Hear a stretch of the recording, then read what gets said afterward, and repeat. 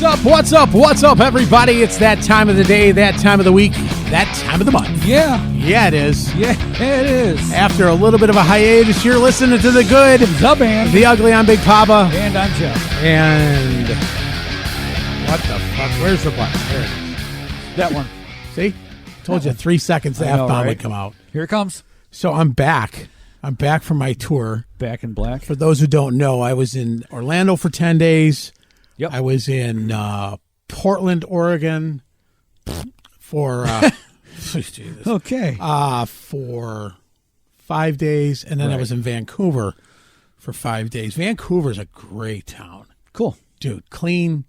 Oh, good. Nice people. Portland? Not so much. Well, it's not. It's a bad town. Okay. It's just, it was gray, cold. Yeah. Bleh. Yeah. A lot of driving to go nowhere, it seemed like. So, anyways, was here there we for all business. All business. All business. And then flying back from, flying back from Vancouver. I'm in the airport yesterday. Yep. And I go to sit down and have dinner, and who is sitting next to me but our friend of the show, Ben Morrow, and his wife. And he's just like, Mike? I'm like, Ben? Ben? She's like, I told you that was Mike. I was like, that's awesome. It's just apparently not this many good-looking people. No. In Detroit Airport. Apparently not. Yeah, so we have a great show for you today, everybody. I have been looking forward to this one for a while now. Yeah. Obviously, you know, I always try to have as many drummers on because you do. Selfishly, I do most of the booking, and he hates guitar players. Well, you guys all suck. So, because you get to move around, drummers have to sit back there and stare at the singer's ass all day. So, yeah, but they like it. No, we did not. No, I know. That's why I switched to become a singer. So, without further ado, I want to bring into the studio Mr. Carl Canedy. From the Rods and just all kinds of bands. So, Carl, join us if you can hear us. Oops. Oh, we heard an oops. We heard an oops. So that's a good sign. Yes, you did. Boom. There we go. Okay. There we go. There he is. Had I known it was time to look cool, I'd have had my sunglasses on. I'm just, there's only one cool on this show right now. And it's him. It's him. He's cool. It's hardly me. Vancouver. I mean, come on, eh? Yeah, right. Canadians, eh? Yeah, right, Canadian. Eh? We're going to apologize. Nice people, eh? We're going to apologize for everything. It's like, hey, I'm sorry, going to rob you. And then the guy's getting robbed. He's like, hey, sorry, I don't have all the cash. Maybe we should go to the ATM before you rob me, so I can give you the rest of it out. Do you need a couple extra? Yeah, right. Very friendly people. Very nice clean people. city. Hey, and I heard the F-bomb right away. I did that on purpose. By the way, you should have a tour shirt. You're going to go to all these places. You should have a tour shirt. I should. Oh, yeah. There you go. Right? Yep. Yeah, I can see it now. It was in I was in fucking Vancouver. Fucking Vancouver. Fucking Portland. Yeah. Great. Seattle. Wow. I was in Seattle. Oh. I was in Seattle. I like Seattle. That was pretty you cool. You can just do I was in fucking, and then underneath you just put the cities. That's right. Yeah. And just handwrite them with a Sharpie. Yep. Yeah, that's all we could afford. The silver Sharpie. You're such a dick. So it'll come out, stand out. Yeah. So, Carl, thank you so much for being on the show. Well, you're welcome. Thanks for having me on. As I mentioned before, I did shower. I do have cologne on for you, and smells you're great. welcome. Cologne? No cologne. Smell-o-vision. Dude, cologne on a plane. Yeah, I saw that. Did you see that? I did. This woman in front of me must have went to Walgreens, bought a gallon instead of soap. She just bought a. What a famous perfume store that is. Yes. Nothing. She got the toilet water, and it was the worst fucking perfume. And you know me, I choke. Yes. I can't handle it. Like my throat starts closing up, and she had just gallons on. I think the next time I come in here, I'm gonna douse myself in it so you'll I'll shut kick up you for 5 square minutes. in the fucking nuts. All I can say is you were probably lucky she had all that on if she had to put that much perfume on. Without it would have been worse. That's what Pete said. That's what Pete said to me. Yeah, could have been worse. Yeah. And are you trying to say I'm offending you because I put a little No. I'm just Thank you for showering. Trying to be presentable for you guys. Yeah, if baby. You don't appreciate it. That's fine. No, Next time it'll be Smelly Carl will be Yeah, here. just play. Yeah, just sit at the Beat Lab there for a while, and then Yep. Yeah. That's awesome. That is awesome. So, Carl, Let's jump into this. I mentioned the rods, but it's so typical for a podcast talk show to like have you list your whole resume. But let's hit some high points. Yeah. For you, Okay. I saw that you started drumming in your 20s, so for 5 years now, and you took lessons from Mr. Apiece. And Tony Williams. Okay. Okay. All right. And Oh. a gentleman by the name of Lou Zucchino. And I just want to share this quickly because Lou Zucchino was in Bayonne, New Jersey when I was living in Plainfield. And Lou became our manager with Tom. But Louis Zucchino, he told me one time we were working on it, and you can appreciate this, and all the drummers can appreciate this. The guy was obnoxious, but whatever. So he goes, play quarter notes on your hi-hat, play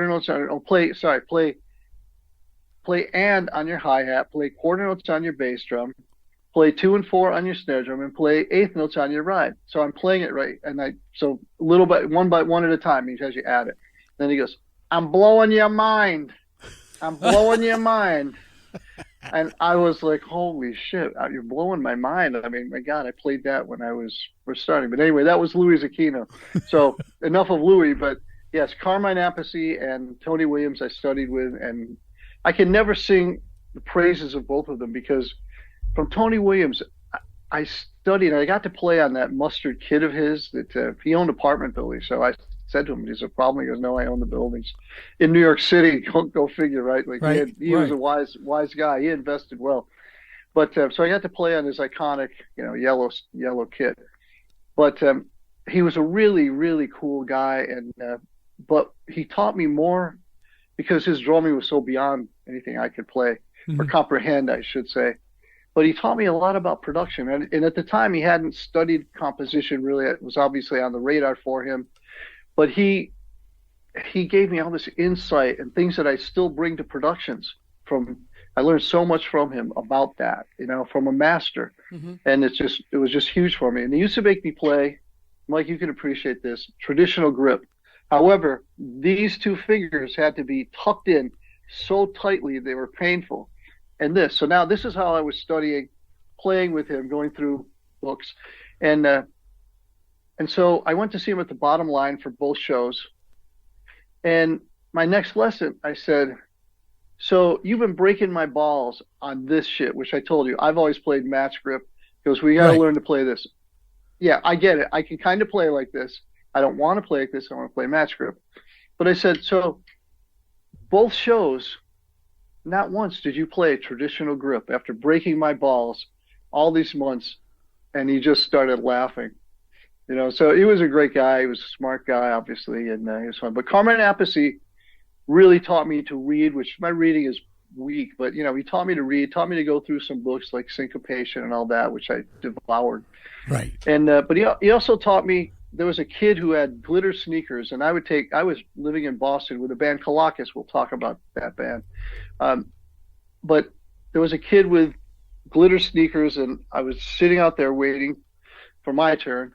And the kid just said, I just want to play fast. I just want to play fast. Just want to play fast. It was like Ricky Bobby. I want to go fast. Go fast. Yeah.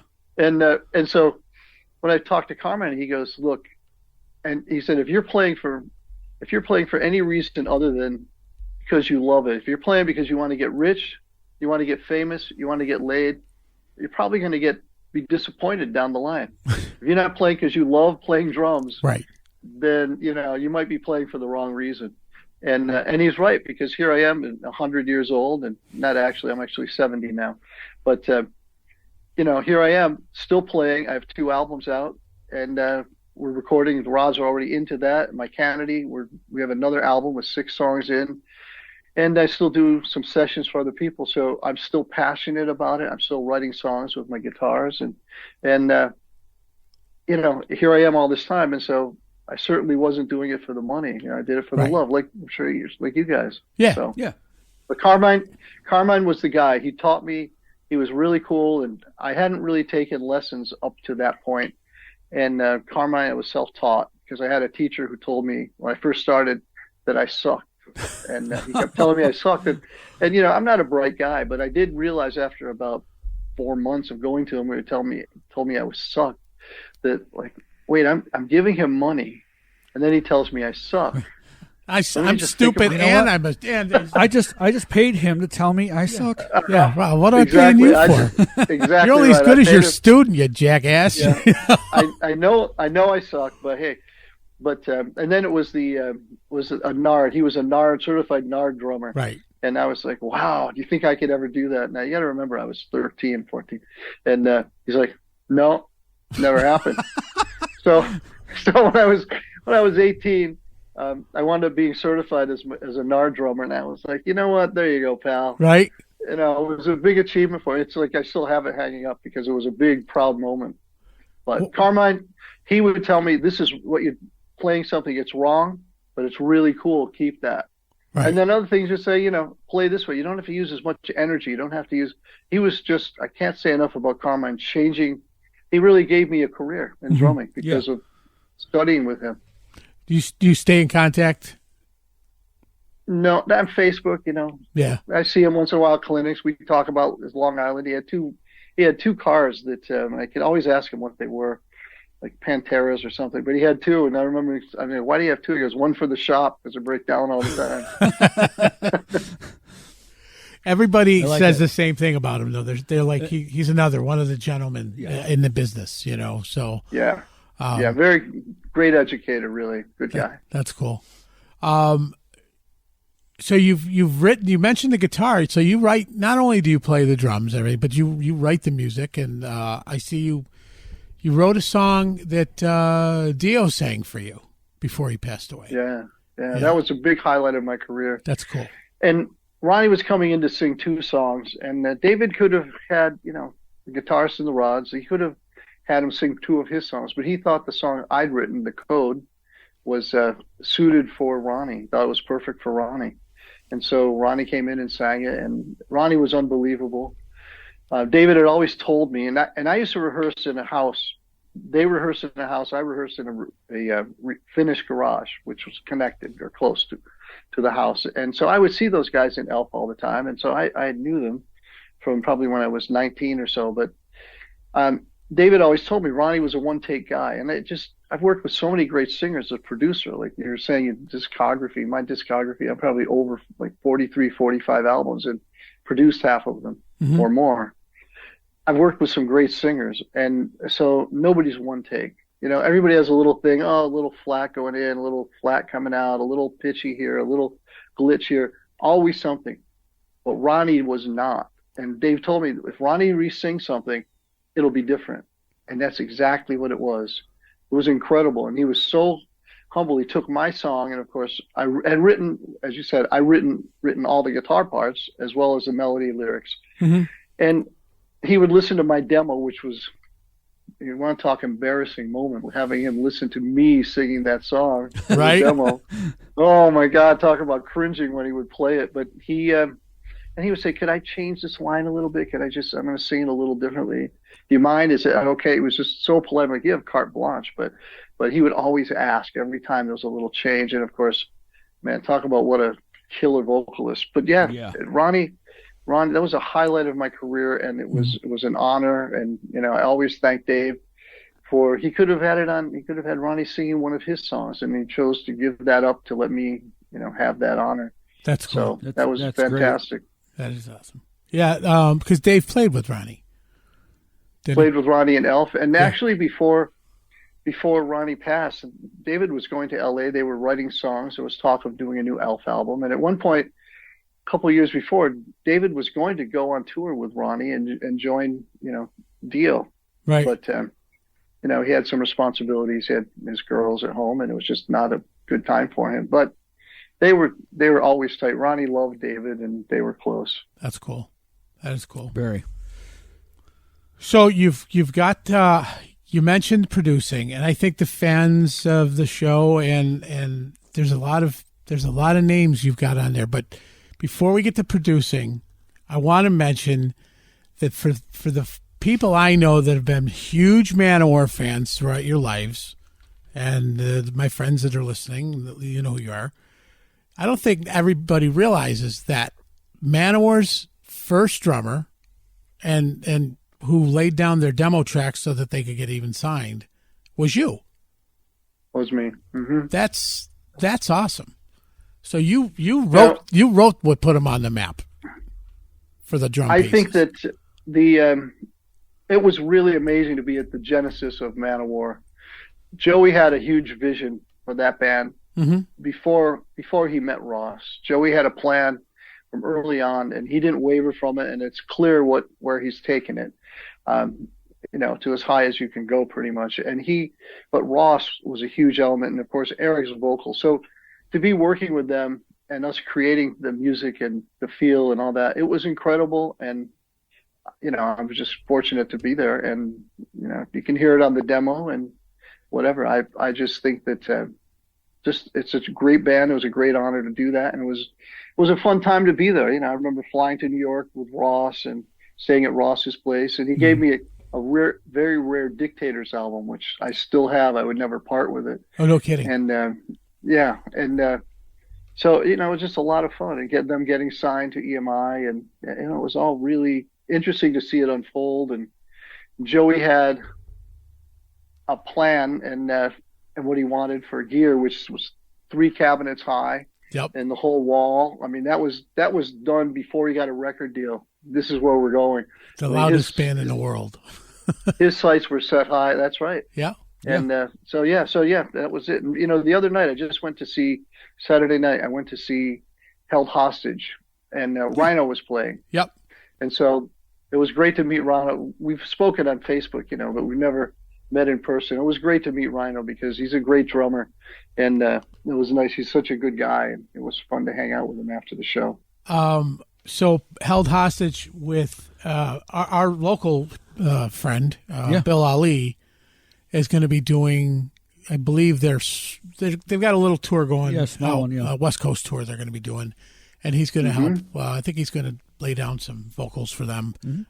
What a great vocalist. Yeah.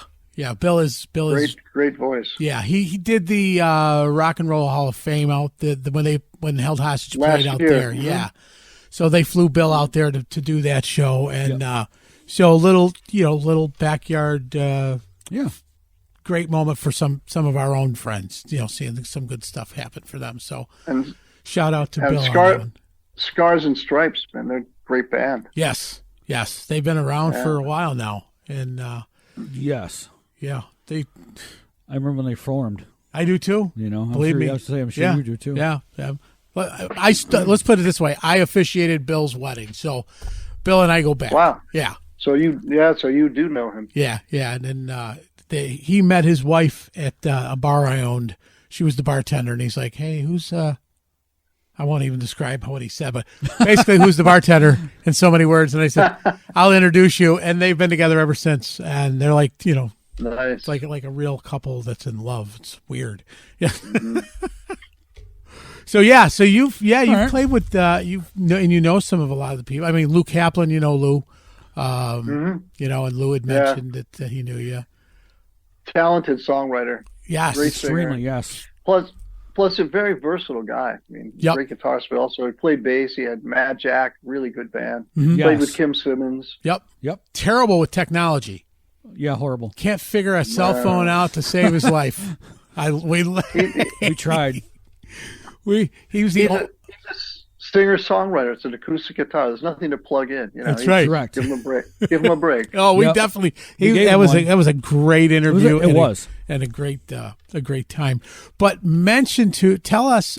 So we've got Manowar under your belt. You decided not to stay on. Ross made it sound like you were given the opportunity, and you were like, "No, I'm going to stick with what I'm doing." The way it worked was Joey and David had a band called Thunder, which they played at theater in Auburn, and Colossus again, which I'm bringing up because we have a new album that just came out after 45 years. But the bass player and I went to see them in an Auburn theater Yes. And they must have gone to the music store, borrowed it from every friend they knew. They had so much gear on stage. Yeah. It was like a wall. And then my buddy Dave Galutz was playing drums with them. And so we're sitting there, and I've worn earplugs since the early 70s, for live, trying to save what hearing I have left. And right. So it's worked really well for me. What? Did you say something? No. You got us good on that one. Wow. So we're sitting there, and I turned to Link and I said, do you realize that the hum coming off that stage is louder than our entire band when we're playing full bore? Because they had taken all those amps and plugged them in, the ground loops were unreal. But that was nothing until they lit up. And then once they lit up, it was so freaking loud. And Dave Galutz is a hard drummer. And this is what you saw. You heard nothing, but you just saw this crazy and you couldn't hear a cymbal, you couldn't hear a snare drum, nothing. That's how loud the guitar and bass were. But they were amazing. So Joey and David and I, we played together. It just didn't go anywhere. We recorded a couple little demo things at my house, and so then Joey started Manowar. So yes, I had the opportunity to stay, and I was invited. And but as a songwriter, I knew there was no opportunity for me. In that band. Right. And I knew that it would be, I'd love it. I'd have a great time. And of course I'd be playing in a very successful band, probably, and I knew way more successful than the Rods, most likely. But it was a decision I made as a songwriter and as a musician, and it was the right one for me. You didn't picture yourself wearing a rabbit fur for pants? Cloth? Yeah. For the rest of your life? Actually, no, I didn't. But I was also fearful for other people. Right. If I had throw me in some, a loincloth or something, it would just be, I don't know. I mean, if I'm doing a horror film, maybe, but just in general, great for an album cover, I don't think it would have worked. Yeah, right. That's funny. So you moved. It's funny. It's funny you mentioned Auburn because I grew up in that area. And there was only 2 music stores around at the time. There was Spino Music, and there was the Auburn Musician. So I know out of the 2 places, it's probably where they ended up getting 90% of their gear for free. That store must have been for free. I was going to say that store must have been very happy. I think it was on loan. Yeah. Oh, okay. For the concert. Yeah. There wasn't a lot of backline guys around here back then. Yeah. Like and you didn't have the technology to loop things in, so you're just basically, you're running chords. So it had to be horrendous help, and it was because it was. I think they just did this with the amplifiers. I don't think there was any. Oh, let me tweak it a little. Oh, is there a little too much mid here? Let me notch that a little bit. I think it was just turn that shit up. And let her rip. And, yeah. Well, that was the era when guitar players were grabbing 2 Marshall tube heads. Oh, God, yes. Slaving them together and trying to do the whole daisy chain. Yes. So when they were doing it, they were with the times, but ahead of it because they were just doing it in such a grandiose way. Yep. So that when we would listen to them and when we'd see, the loudest band in the world cranking the Marshall stacks next to like a jet engine on a plane, and they were louder than the jet engine. That was I forget what magazine I was looking at the time. It's Decibel, probably. Yeah, one of those. Yeah, that was just talking about it, and it's like almost folklore at that point. But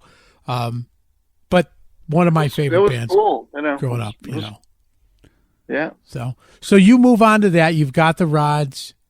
You're also producing, and I think your pedigree in producing is freaking huge too for metalheads that don't know. You've produced Anthrax. The first 3 Anthrax: Fistful of Metal, Armed and Dangerous, and Spreading of the Disease, and Overkill's Field of Fire, and Exciter's Violence and Force, and that's that's great. That is, so not only like this kick-ass drummer, and as a drummer, I appreciate watching anything people post. and that's what really made me want to have you on the show, Carl. Is you go live when you're playing a lot of times, and you've got your camera back there. And I just started doing that because love it. People were asking me to do it. I'm like, no one wants to see that. But I did it one time because basically I was kind of goaded into it, and the reaction was huge. People were like, "Oh my God, I love watching this." And they go, now we can see, because from up front, as a drummer, you have all the drums and cymbals in front of you, so people don't always know what you're doing. And, right.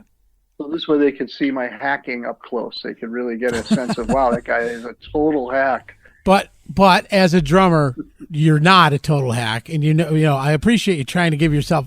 You need to give yourself a pat on the back because you're a kick-ass drummer. Mm-hmm. Your meter is freaking incredible, and you're the complexity that you play. You can tell it's coming from your head and not coming from some just bullshit place. So I appreciate.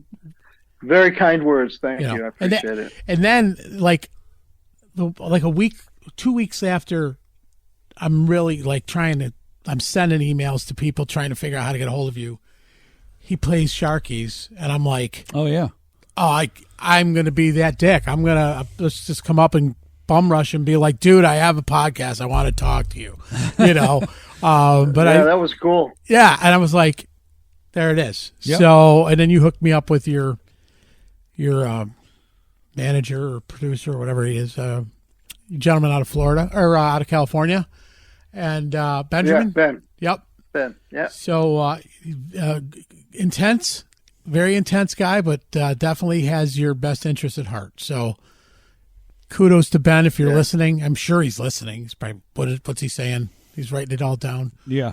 Ben is, let's just call it what it is. Ben's a bastard. He's a pit bull. But he has my best interest. That's why I love him. I've worked with him. Yep. I've worked with him for 15 years, I think. Yeah. Now, are you doing stuff with is it Deco Records? Deco Records. Okay, so we can talk about Colakis for a minute. Yep, sure. Colakis was a band that ended right before the Rods. Right before I started the Rods.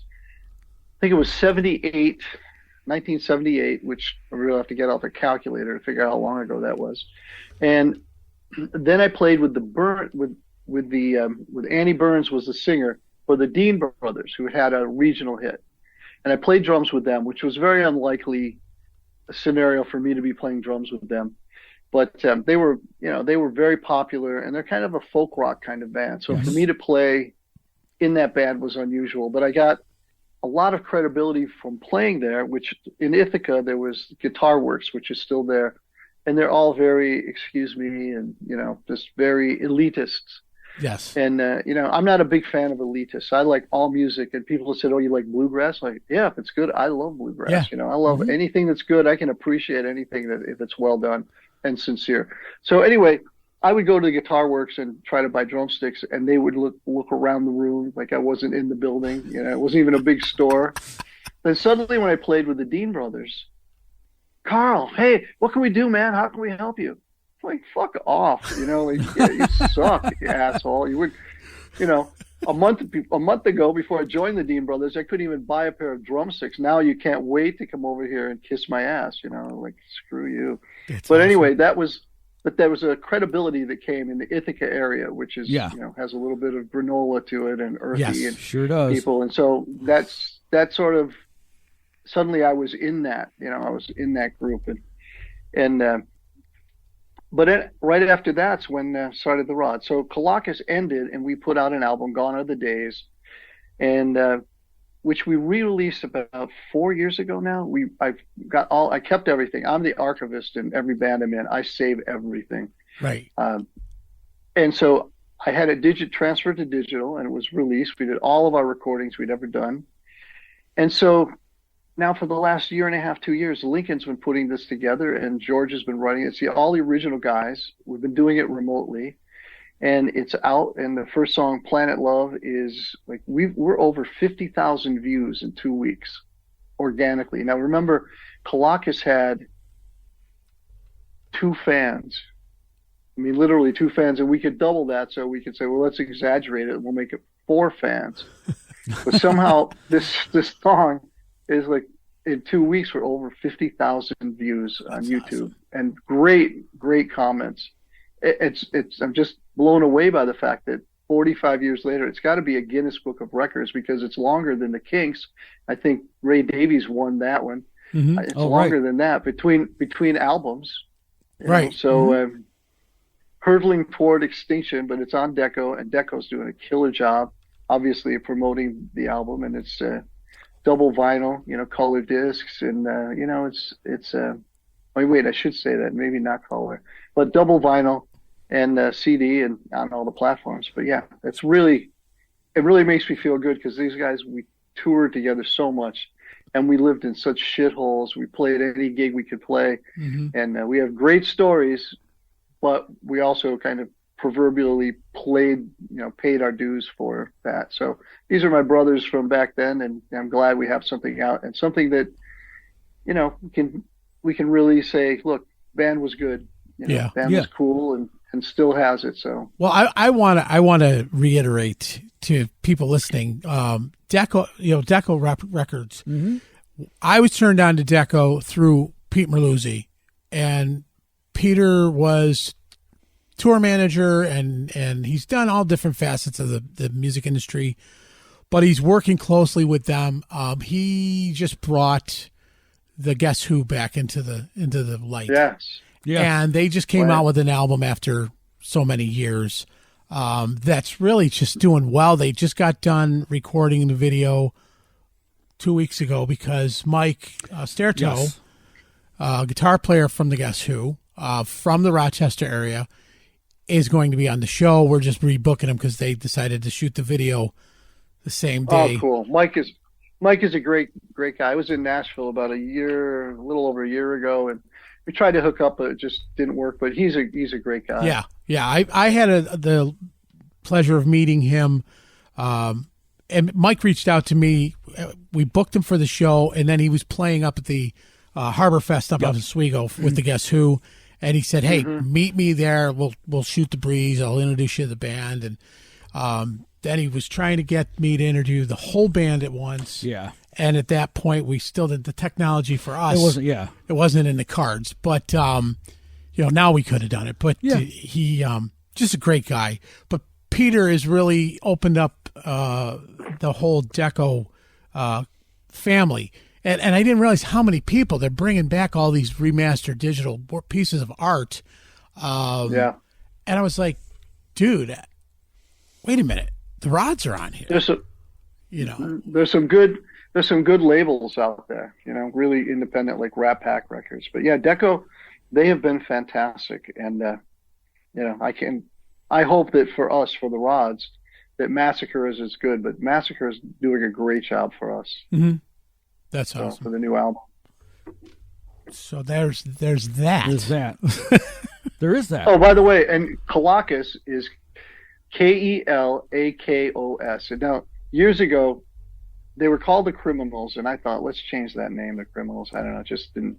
So we talked about name, and so George Kalakos Havistro, Kalakos is the family name, that's Greek. So they wanted to change the name to Kalakos, which, like I'd already been in a band called Raw Meat. So it was a great band with David Porter, Brian Miles, Jeff Hawksley, Joe Leo. It was great. And it was a great time in my life to be with those guys because they were fantastic. And we toured all the states, the Northeast. But when people ask me what band you're in, I'm like, oh, what? It was an embarrassment to say Raw Meat. Yeah. It was the worst. Little bit. One of the worst freaking names ever. And it was a great band. So then now I'm in another band called Kalakos, and there was a commercial called Kalakar Okay. at the time. Kalakar. And so people would just, and so it was kind of like the Tom Hanks movie, that thing you do where they were calling themselves the Wonders, but they spelled it O-N-E. Yep. Right? O-N-E-D. So the Oneaters. Great. Looks like So the Oneaters. people- The Oneaters, right. People would say Kelikos. So we were called Kelikos. But if you want to see it and check out the album, check out the video, it's Kelakos, and it's Greek, and it's the family name, and I'm very proud of it. But as a band name, it just didn't really roll off the tongue as well as it could have. But no one thought it stood. No one thought the Dead Daisies was going to stick around with that kind of name, but look at how well they're doing. I mean, what can I say? Another great and band. who doesn't love a Dead Daisy anyway? We'll all see them around. Exactly.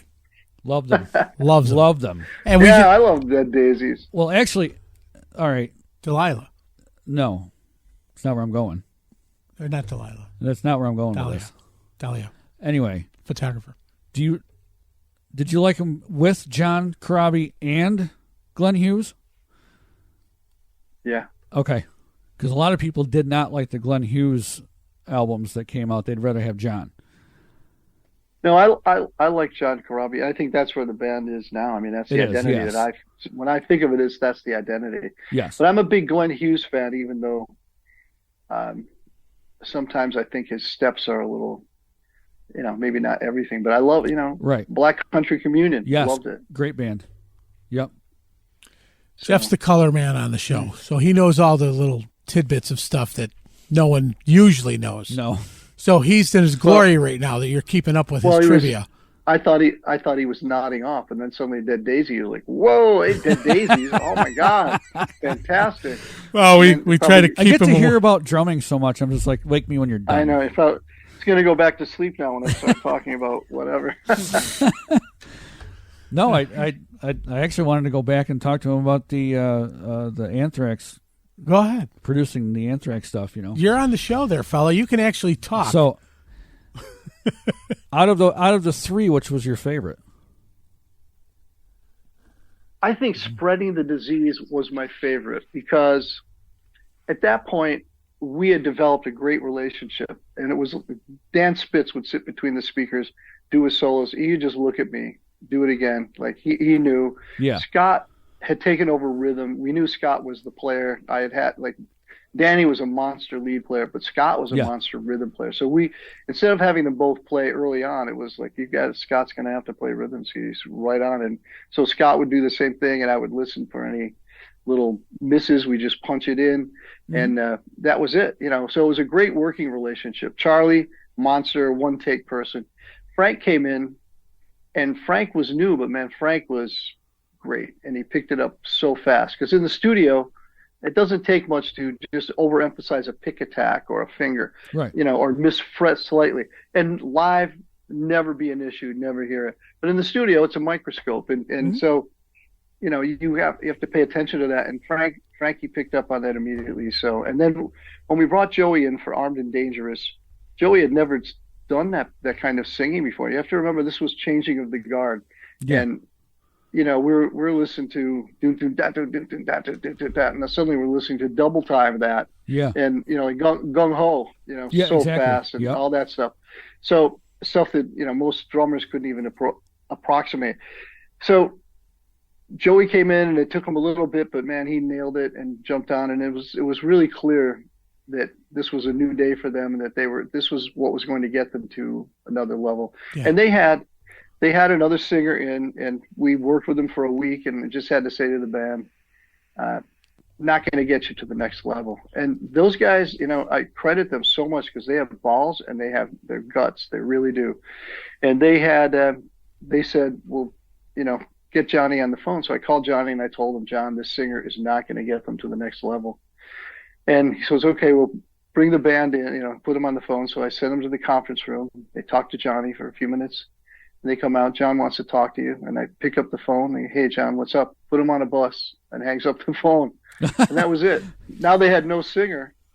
Right. And so, I called my buddy Andrew Duck McDonald. And I'm sure you guys must know Duck McDonald. Blue Cheer. And Blue Cheer. He's an Auburn guy. Yeah. And so Duck said, hey, what about give Joey a call? He sings Journey, but, man, he's a great singer. So he's a good guy. And he was singing with Bible Black at the time. So I thought he was with gave Zipper. Joey a call, brought him in. Pardon? I thought he was with Zipper for some reason for when that all happened. I don't know. Doing a lot of Journey covers and stuff, yeah. Yeah. So, but anyway, brought him in, and it was immediate. Like it just learned a little bit and sang a little bit, and he was in. Yeah. So we all knew it was one of those like lightning bolt moments where you go, wow, that's it. That's the magic. Right. And to this day, Joey, for me, I mean, besides the fact that he's a personal friend, and I love Joey, but Joey is the voice of Anthrax and always was for me. Yes. John Bush, great. John Bush was but great. Joey, yeah, fantastic. But the voice It just of wasn't Anthrax, Anthrax. right? It's the way Joey's vocal sound, the way he approaches things, and the fact that essentially he doesn't fit the music. Correct. Right. And that's what's perfect because it makes it unique. He brings his own thing to it, and he's only gotten better. Yeah. I tell him all the time, your vocals are just getting better and better. Yeah. So And that was how that went, and that's why it was my favorite Anthrax album with them. And the thing is about Anthrax themselves and with Joey, when he went back to them, they were all tuned down like a half step. Mm-hmm. And Joey's like, "What are you guys doing? I can still sing this stuff in the key it was written in." Right. And they all ended up tuning back up. Mm-hmm. Which I thought was, I'm like, that's fantastic. But I think Carl hit it on head. The way that Joey attacks it, the big crescendos, the just that from the lowest of low to the highest of high, he's hitting, and he's not skipping. He's gradually coming up and correct, and just nailing it. And the speed that he can do it in is, there's nobody else like that. That's why it's my favorite Anthrax album, because the working relationship had really become synergistic at that time, and it was smooth, and we got on with business. And we put Scott's amp in a little room, and I was just recently at Pyramid with Alex Perialis, and he actually walled in. It was a little lounge space, and we put the amp in there, and it just had this, was too small for the amount of sound, which get fed back into the mic. And it gave it that cool. So when you listen to Anthrax Spreading the Disease, you hear that, especially on Madhouse. You can really kind of hear the room in it. Yes. And that's what gave the guitar such a cool tone. And they kept that for, SOD as well. They were very nice about it, respectful, and said, can we, use these sounds for the SOD album? And of course I was fine with that. Yeah. So anyway, that was, that was it. And it was a cool little discovery, that room sounded so great. And it worked for Alex so well that he actually made it a room. Like right. Very cool. And then get the couch out of there. And then Joey went back there when he put together Belladonna. That Perialis, I think, did the Belladonna album. And we had John Hamilton, who did the first self-promo tour when Joey first came out by himself. John played bass with that, him, and then Scott Schrader, John Hamilton, Darren Scott. Play guitar, and John's like, one of the biggest moments was recording at that studio. He's like, it wasn't even just the touring, going and sitting in that same studio that so many greats have been in, and recording their album there was so cool, and being part of Joey's, coming out on his own type thing. So those are, I mean, that's again, we're just touching the tip of the spear here, and all the people you've produced and the music you've done, and just it's a testament. It's really a I don't know how to even put it. I mean, I'm thoroughly impressed with all the work that you've done. For sure. Knowing you're a great drummer is what made me really want you on the show, but learning more and more about what you've done to the music that's influenced my life growing up. Yeah. I mean, I've listened to Anthrax since album 1.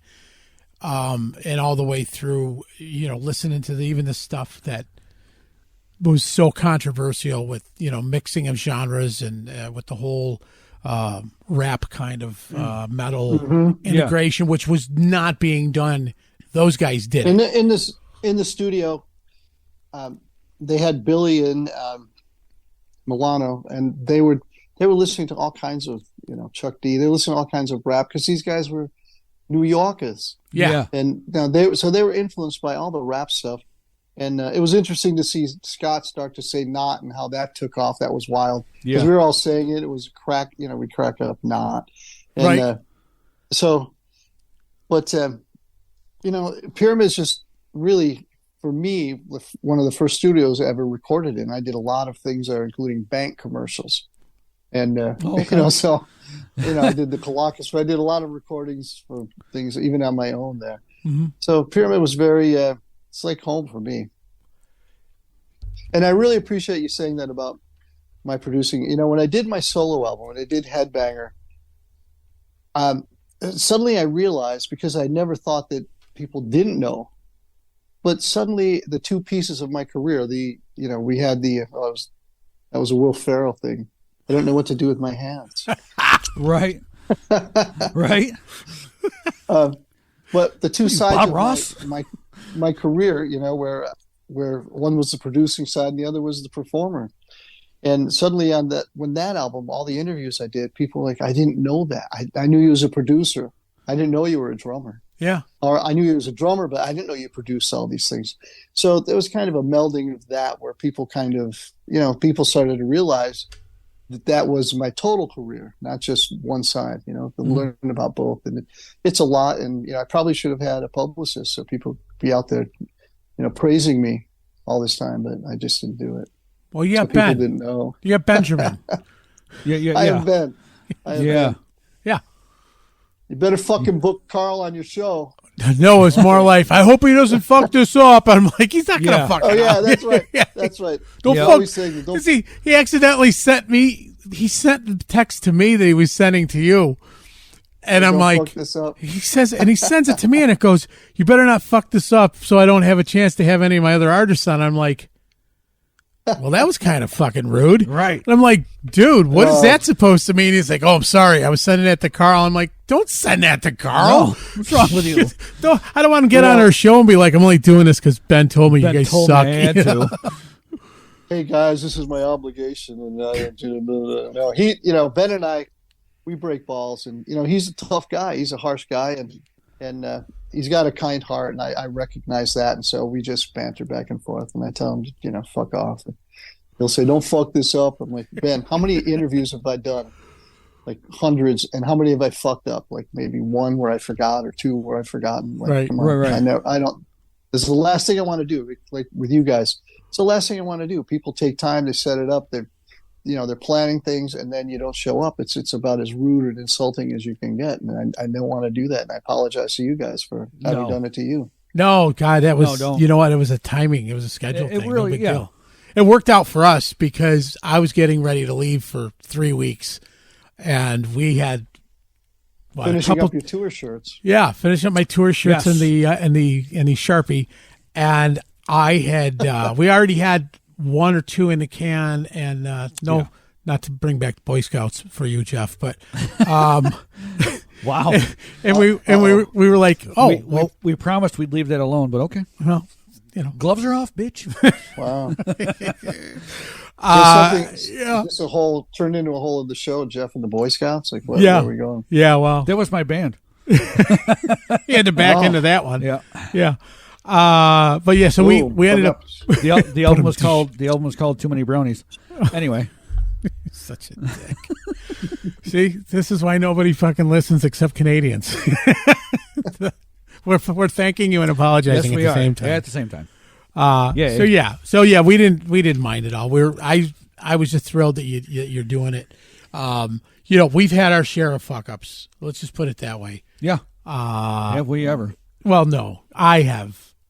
Do you want to mention No. Billy Sheehan? No. Well, you can now. I can now because we're friends again. But I booked Billy to be on the show, and after I got done talking to him, I put my phone in my pocket, and for some reason the iPhone kept calling him through Messenger, and he was down in like Buenos Aires or something playing a show, and kept seeing his phone going off. Yeah.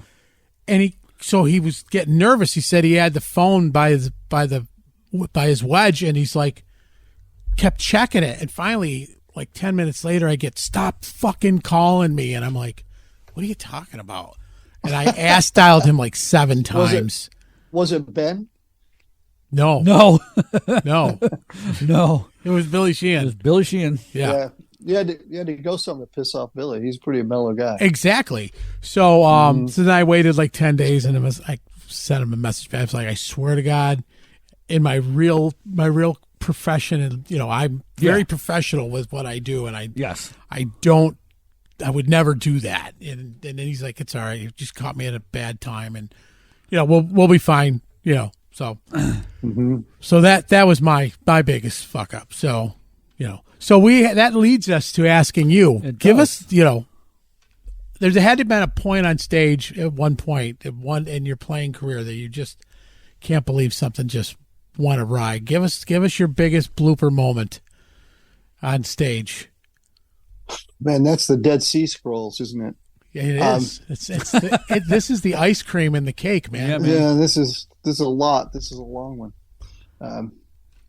Well, I think there's so many. It's hard to, but I know the one that's really memorable is we're playing a show, and of course my hair was always really long, and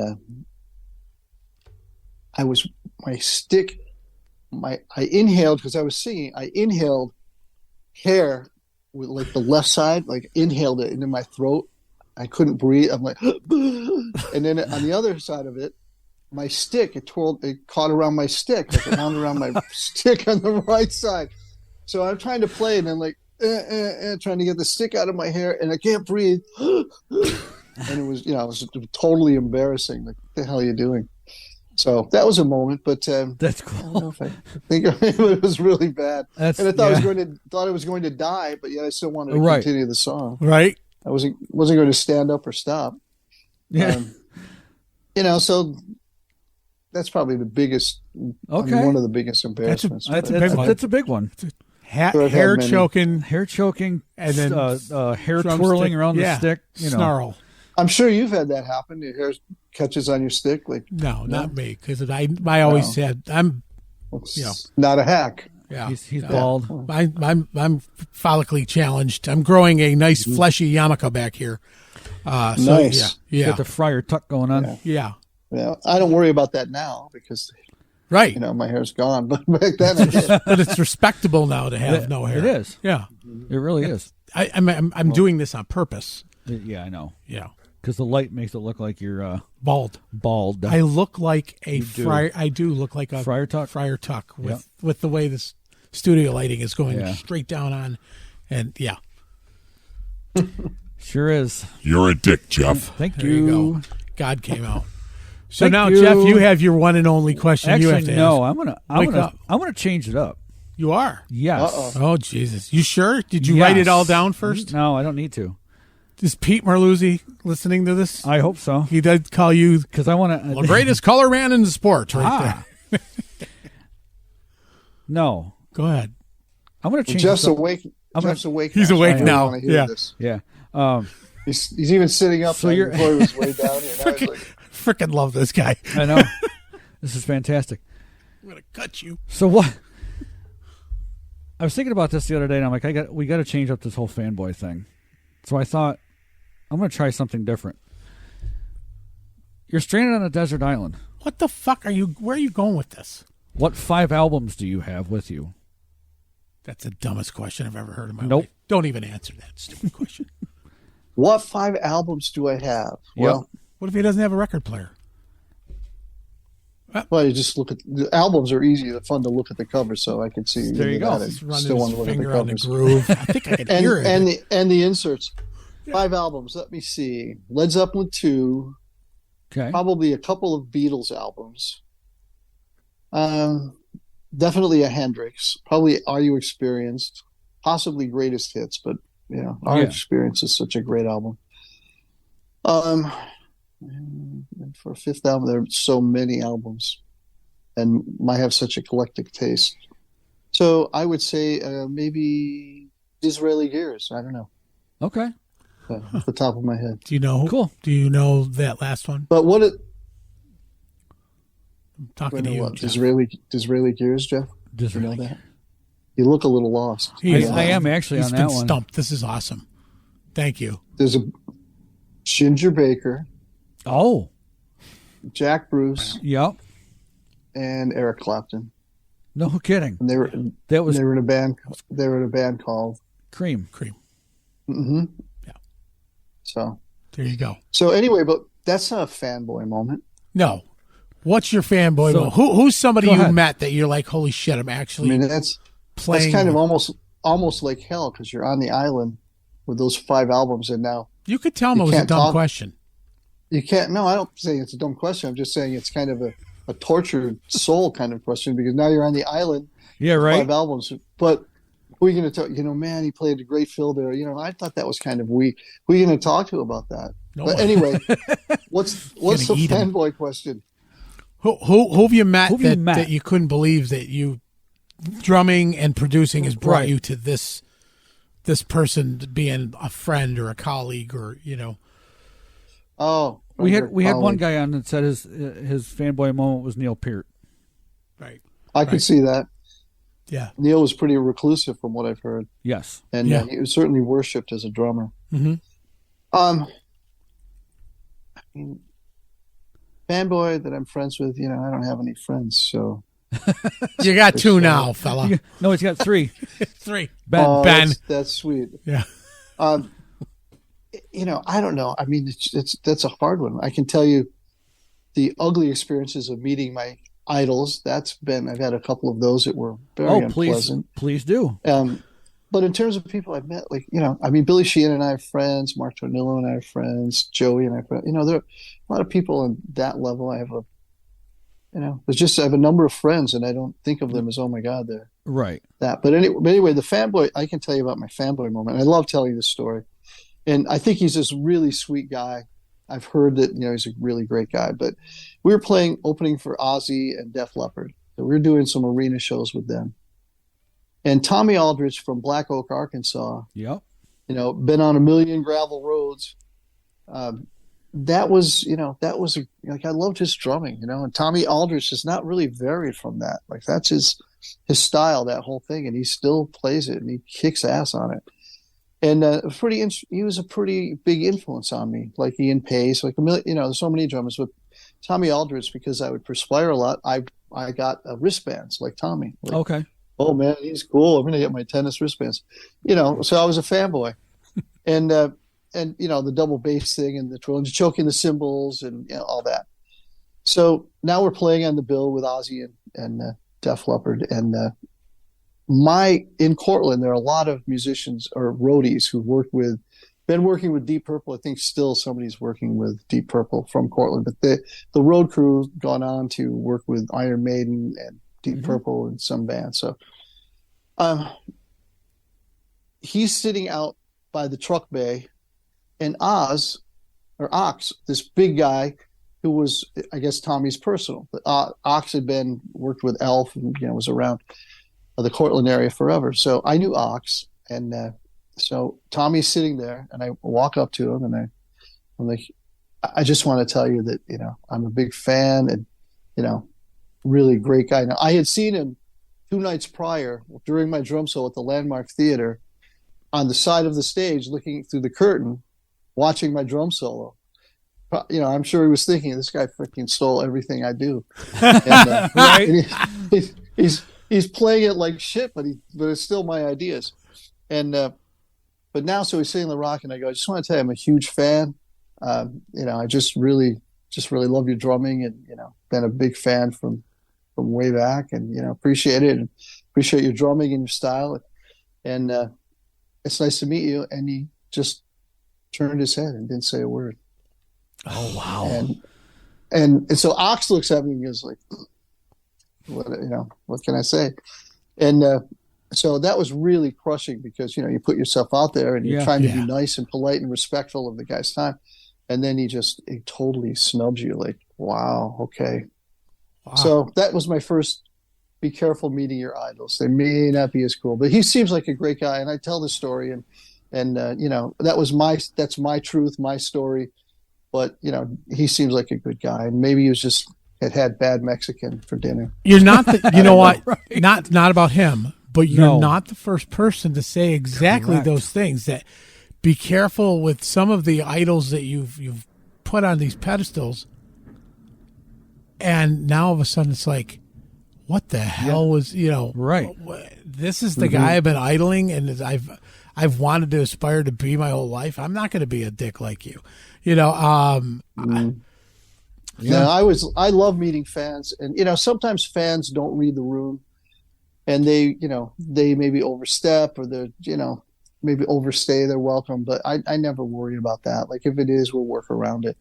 But I would never snub anybody. I just think it's the rudest thing, and I just wasn't raised that way. And Right. But Jeff Tate, we played in Texas with, am I trying to think? Tenement Leather.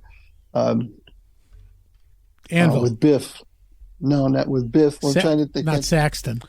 Saxton. Thank you. No, there's no T. And in it. Saxton. but Queensryche was on the bill. So we're all standing there for sound check, and our dressing rooms were next to Queensryche, right across from them. And so we're standing there, and Jeff Tate and his wife are there. And Dave's guitar tech, the nicest, sweetest kid. He was probably 19 or 20 then. But he had bought Jeff's book. He had all the Queensryche. He was a huge, huge fan. And he was asking him if he would sign the book, and he told him what a huge fan and all the things he had. And Jeff Tate just snubbed him, wouldn't talk to him. And he was a really young, impressionable kid, and he was very sensitive. I thought he was going to cry, and I was like, I wanted to say, what a dick move, but what can you say? Like it's Jeff's choice, but Jeff was not nice, and I guess the fact that he's not in his home band, I guess says something about maybe his personality with regard to that. Bingo. So, I'll tell you, one of the nicest guys I met was Rick Emmett. He seems like a nice guy. I've never met him, but everything I've read, he seems like a good guy. Yeah, they were playing at the Landmark years ago. He had just broken his foot. But he's Canadian, so what were you expecting? Correct. You know what? I should have just read right then and there. I should have. Read the room. he's nice, eh? Yeah, nice, eh? Hey, he's got a new album coming out on Deco. Rick Emmett does. Yeah, I like them. I like Triumph. He's doing Magic Power acoustic. Yeah. Whole different. Did you see the live version he did at Daryl's house? Yes. Yeah. So, anyways, but yeah, that's one of those moments. But the same tour, Yngwie Malmsteen was the one who pissed everybody off that night because he was a dick. Pompous. Yeah. I've heard that many times by not just you, but other people that have met him. So, not going to go into it, but yeah, he was. So yeah, every now and then you just meet somebody, you're like, what, why? Yeah, why? Now you're. Yeah, why would you be rude? Right. But anyway, so have you guys heard the new Rod single that came out a week ago now? I have not heard the new one. Nope. But we are now going to promote it. Yep. On the show, and it'll be in our link when we put your episode up tonight. So this interview is over. Dear Benjamin, I don't care if you've listened to 45 years of my history. If you haven't listened to this new song, we're done. No, we're done. We're going to be listening. Go ahead. I have to tell you that this new single, which you haven't heard, which you guys are dicks, but it's okay. I get it. Hey, take it easy. Right now I'm looking at two Tommy Aldriches, but as far as no, Tommy, you got Tommy and Jeff Tate. We're fine. Jeff Tate, yeah, that's right. You're more like Jeff Taint. Yeah, stop it. No, let's hype it up. This single, Rattle the Cage. This is the title track, but this song has never, for the Rods, maybe like more than Crank It Up, because at Crank It Up we didn't have the internet, but the reaction to this song has been just blown me away. I cannot believe around the world, and the fans it's unreal what we're hearing, and from people are saying, like I'm getting from people who normally go, that like you're in a band. I don't know why you're in that band, but you're in a band, and you don't really love the music, but whatever. They're like, holy fuck, that's a great song, and we love the video. So I'm really thrilled about it. I'm really excited about it, and I hope Massacre seems like they're promoting it. They just put disc. They're giving away a disc on I think Rock Hard magazine in Germany, but they're starting to promote it. But the reviews are so far fantastic. So I'm thrilled, and so I hope you guys like it. Yeah, God, not, but, 55,000 55,000 listens already, isn't it, or something like that? In 2 days, 3 days? No, 5,000. The Rods have 5,000 views in. When did it come out? Thursday, maybe? I'm not sure. Under a week, just a few days. Well, when this gets done, Kalakis has 50,000 views, over 50,000 YouTube views. Yeah, Kalakis, KELAKOS.com. Just so it's a family name. It's a family name. You could wind up in a porn link spelling it incorrectly. Oh, so I'm gonna make sure Jeff Perks. Jeff perks up again. He's like, "Yeah, I I've been on have this to make like sure that I name." do that incorrectly. Yes. I swear to God, honey, that stupid guy from the Rods made me watch this porno. He told Yeah. he spelled it for me. It's his fault. He gave me the email, the address, the URL. That's right. That when we have the guy from the Eagles on, we'll ask him if he could switch the name of Kalidas. The smell of Kalakis rising up through the air. Jesus. There you go. Having Don Felder on? Yeah. That's great. We're trying to get Don Felder, Yeah. but Ben has a little bit of pull every now and then. Yep. Our friend Mr. Ben Morrow, has been instrumental at getting a lot of guests, and That's good. yeah, we won't get Lionel Richie, and we will not get Cher, but we'll get the rest of the people. I mean, I don't want to be rude, but the fact that you haven't listened to our song probably says something about why you're not getting certain guests. Well, the fact that I went and saw you at Sharky's amongst the Oh wait, no, thousands of people that were there. Yeah, you better back that one up. You got cool points for that. Yeah. No Cool doubt about points. it. There you go. And I did not mention watching you live during Nickstock. Oh my God. There was more people on stage than there was in that field. Plus, at Nickstock, you were watching asses. You weren't watching us anyway. Yeah. You had dancers up on your stage too. Yeah. And then they cut us set short, and David and Freddie are like, "Is that okay?" I go, "Yeah, that's more than okay. I'm good. I'm good. done." We can Fine go. with it. Jesus Christ. I've known Nick for He's 40, a cool guy. 40 over too long. 40 years I've known Nick. Yeah. And I've never not run into him where he didn't have a flyer in his back pocket, old school. Yep. Hey, big dummy, coming to the kegger. I'm like, Yep. Nick, how about saying hello first? Right. Hey, then give me the hey, big dummy. Right. And then he gives me the flyer. He's been doing that for 40 years. 40 years. And He's hustled. How He many is. shows does he do a week? He's like, it's incredible how many shows he does. he's all over the place. And And listen, I'm sorry I was making a joke, and obviously you guys are really sensitive and you're taking it the wrong way. And probably gonna shut this down and have a little cry, but I didn't Yeah, do and? anything. Just busting you I guys. love this. And Look, you now see Jeff's awake for the ball bust, and he's like, "What? Where's my knife? I will cut No, you, I like motherfucker!" Jeff easy. being awake is a lot better. I like it. Yeah, this is good too. I'm gonna, you know what? We're gonna get one of those the thumper drum seat. I'll have him sit on that, and every now and then I'll just bang something, and he'll just feel it. I have that. I have the butt kicker. Yeah, Yeah. I don't use it because the first time I set it up, for those of you who don't know what a butt kicker is, it's like what you would use in a gaming chair to make you feel like you're crashing into a wall when you're driving a car. Yes. Oh. Yes. So you put it in a mixer and you can adjust the volume. So you move that up and it gives you more. It's a transducer and it fits on the bottom of your stool. Right. So it's underneath your butt. No pun And so you hit your bass drum. You have it connected. So you hit your bass drum and you feel this vibration. Now that vibration can become very intense. Yeah. And so I had it set up where I was playing and I couldn't get to the mixer. And every time I hit my bass drum, it literally made my vision blur. That's how loud it was. And I'm stuck. I'm playing along like, oh my God. It just felt like my head was rattling.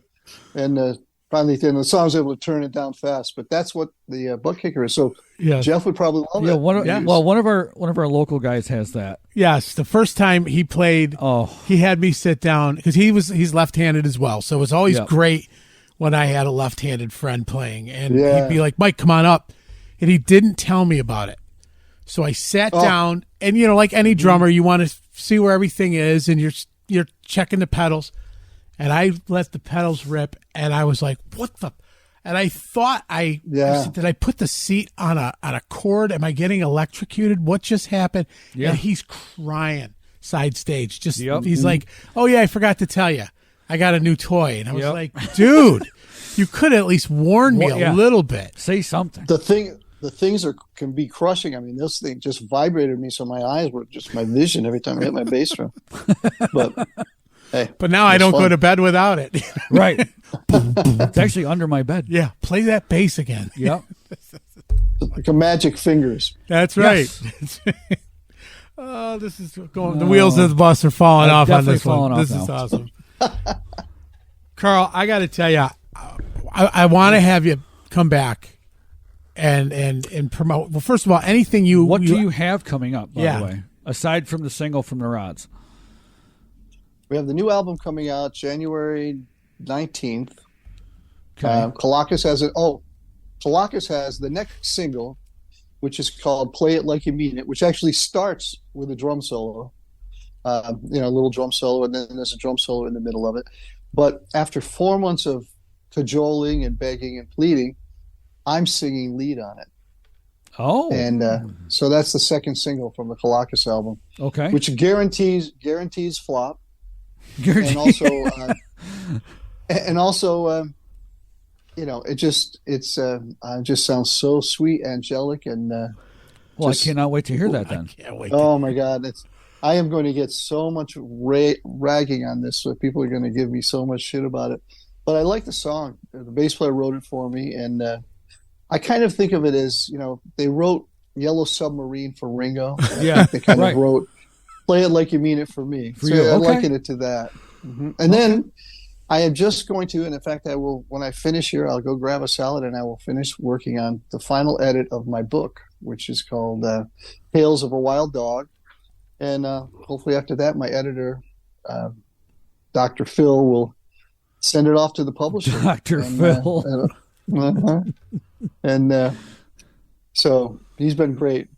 And so I've been approached by a number of people to do a book for a long time. A lot of stories, a lot of stupid and funny stuff. And so the only reason I decided to do it was because of my daughter. I thought, Okay. you know what, I was approached by a couple people, and I tried to transcribe, and I thought, I can't type. It'll never be, if it's not me speaking, it's not going to be natural. Right. So what I did was, so finally out of nowhere, Philip Harrington contacted me, and he's really knowledgeable. He knows more about my career. He knows more about everybody's career but more about my career than I even remembered. And he was willing to transcribe it. And so at that point, I thought, I'll have all these recordings for my daughter. Yeah. And I thought, if nobody buys the book, I don't care. She'll have all of these in my words. And so if she ever wants to listen to it, which she probably won't, but she'll have it if she does. And that was why I decided to do the book. That's And, awesome. That's cool. And it's been an amazing journey. Holy And shit. at first I thought I'd crank it out in like a couple of weeks, but it's been almost 2 years. Wow. Oh, So- holy. How old's your daughter? She's 32 and she's 33 now. Wait, 93, 33, and going to have a baby in like 4 weeks and 5 days. That's her Oh. due date. Yeah. So Very that's cool. that's also who the book Well, is for. Congratulations Yeah, to so- you Yeah. That's and her. awesome. Good for them. Thank you. And finding a publisher. Wow, I never thought that would happen. So I'm hoping, and I do want to come back on and talk about my book Yes. because Yeah, when it comes my out, we'd love goal, to have you I back. want to sell 50 books. That's my goal. I want to sell 50 books. Well, you've got 50 two books. right here. You got two. Well, no, you got one. Yeah. Yeah, I'll read I would- it. Well, he can send one signed copy for the Wall of Fame, and then we'll buy two books. Yeah. Yeah. There you go. Well, I believe Jeff. Jeff seemed like he was sincere when he popped up. You were kind of hesitating. then, See? man. Told you. Well, Yeah. you know why? Because I'm Uh-huh. going to have to pay for him anyways. He doesn't pay for shit. He doesn't pay for shit. My last, I love it. yeah. Such an asshole. Yeah. So he's yeah, we smart. we look forward to that. Now, Absolutely. Are you playing around here at all anytime soon? Or We've been talking about doing warm-up dates, but I think we're going to do them at David's rehearsal hall and just invite some friends and family in and road crew and before we go to Australia because it's winter and January, February, we're talking about playing Jug Jar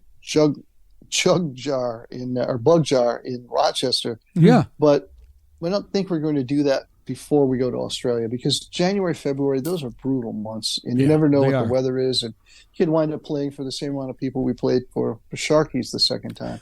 So we don't want to do that. yeah, but you guys sounded great.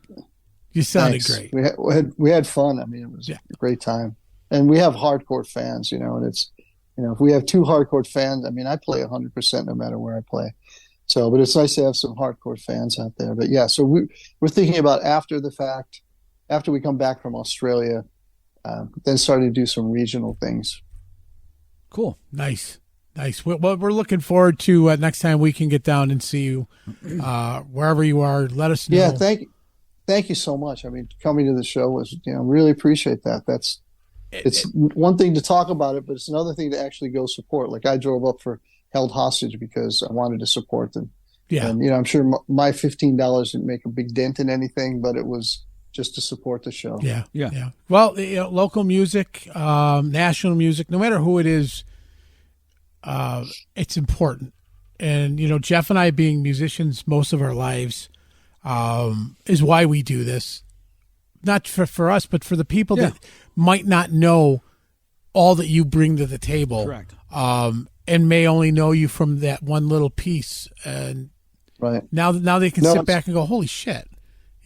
I got to buy that book. There's got to be something, You shine a light on things, and you guys, that's why I really appreciate it. And it does, because maybe somebody else go, wow, maybe I'll go investigate something in this guy's career and put it on Spotify and check it out, or maybe buy a piece of merchandise, whatever. But you do shine a light on it, and I appreciate it. That's our goal. If we can put a couple more listeners to whatever you've done and help out in any way. So anything you have you're promoting, reach out. You can come on the show anytime you want. Thanks, I appreciate that. If you see that we're going to be interviewing somebody, because a lot of times we'll let you know. We have some friends of the show that know the people we're going to have on, and we do this at the same time every week. Yep. So the same time that you came on, the next guest will be on. And if we know that you know somebody, I'll reach out and say, hey, tomorrow is this person. Right. Just pop in. And there's nothing to have a third screen up here and say hello and share some stories together. Yeah, that would be fun. I know we're going to have Luke Kaplan. We'll have Luke Kaplan on again, and and yourself, and bringing people back and telling the stories. We consider you part of the good band and the ugly family now. So Oh, that's great. Thanks. Yeah. No, you guys are great, and I appreciate it. We appreciate you. And I do apologize. I hope no one's feelings were hurt in this interview. He doesn't know the level of ball busting that comes out of my mouth. Not a clue. So if he was a sensitive person, we'd have killed each other after our first rehearsal years ago. Oh God, yes. And I'm pretty resilient because I've put up with his snarky wife for years. And she rips me a new one all the time. So I'm pretty resilient. That's not a bad thing. She puts me in my place every now and then. She does. Yeah. So nothing bothers us. We're our biggest critics. We are our biggest fan. I mean, critics. Yeah. So guys are a good team. yeah. Anyways, like Abbott and Costello. Yeah. Abbott and Costello will be a good one. Yeah. Which one are you? Hey, I don't know. Yeah, I'm the fat one. Yeah. Anyways, thank you so much for being on the show. We can't wait to have you back. And when your book comes out, let us know. Yeah, we want it. Absolutely. I definitely want to give that a read, though. Yeah, I appreciate it. And if it's on books on tape is even better. Then Mike's okay with it. Yeah, because I'm not really a good reader. Well, that's one of the things that talking about me doing the audiobook. Yeah. And doing it in my own voice with one other person. So that'll be interesting too. I mean, I've got my setup here. I can certainly record it. Yeah. But I don't know how weird it'll be, but I guess it'll be what it'll be. I'll read it. Yeah. Yep. That's awesome. Who did we know that just got done doing a book as well? I have no idea. Well, I know Rick Latham had this percussion book. His percussion book. That was about it. But I thought somebody else is writing something as well. I was wondering about Joe Bouchard. Maybe did a book. I can't remember if Joe had one. So, but whatever. I'll tell you. Anyway, who cares? Nobody cares. You have a book. That's exactly right. Only care about my book. That's all I care about. My book. If you ever read only one book ever, read his book. 90% of the stuff I read is all autobiography shit anyway. So yeah. Well, I would like to say that in your house there should be a Bible. Yes. And Tales of a Wild Dog on top of it. Okay. And probably won't be able to read it because it'll burst into flames. I'm saying, which one will burn first? I think my book might burn first, but That's okay. We'll just wrap that chapter in tinfoil. Yeah. Yeah. Carl, thank you so much again. Thanks, Carl. Yeah, you're welcome. Thank you. Thanks for supporting. I appreciate it. Yeah, anytime. Anytime. Anytime. We love what you've done, and we are excited to see the stuff that you got coming out. Yep. So All there right. you go. Take All care, right, brother. guys. Thank you. All right, take care, man. All right. Bye-bye. There we have it. Yep. That was great. Just another one in the books. Yeah. Yeah. Let's start this music and say goodbye to everybody. Yeah, let's do that. Let's go with the original music. You want to go with the original? Yeah. Oh. You've been listening to The Good, The Band, The Ugly. I'm Big Papa. And I'm Jeff. That's Carl Kennedy. That's Carl Kennedy. We want to thank our sponsors, Hawk Medical Supply, Sharky's Event Center, DJ Life's a Beach, Good Nature Brewery, Uncle Jimmy's Local Live Music, Print Shop Underground, Snarky Productions, and don't forget the favorite Toffee. Coffee Break Toffee. The only toffee that does not stick to your teeth. Dennis approved. Yes. Don't forget, go listen to the Raj new single that's out there. Absolutely. Get out there and listen and download it. Buy the merch, buy the T-shirts. Do whatever you can to support. And support local live music and national music.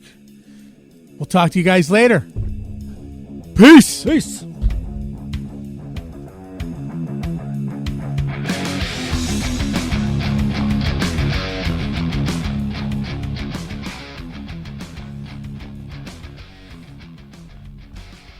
That's cool. Is that an original?